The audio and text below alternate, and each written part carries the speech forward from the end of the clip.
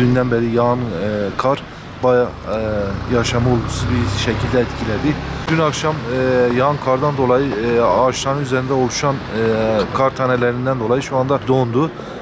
Bugünkü hava şartlarına ara sıra açıp ara sıra gökyüzünün kapanmasıyla da beraber sis oluştu. Sisten dolayı da şu anda Ağrı tam bir kartpostallik görünümüne göründü.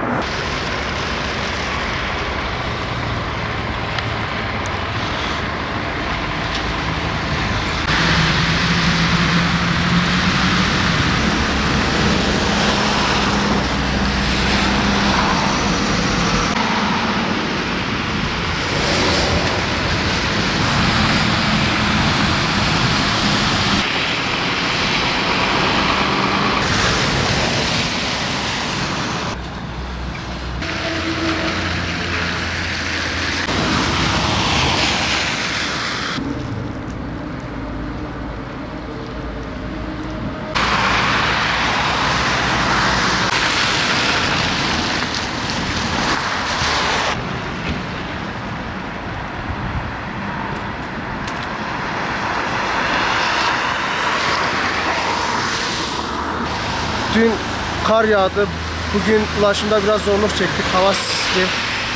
Ulaşımlar biraz zor. Allah şoförlerimize yardımcı olsun. Bu sene biraz daha geç başladı. Biz böyle gitmesini temenni ediyorduk. Artık vakti gelmişti, yağdı.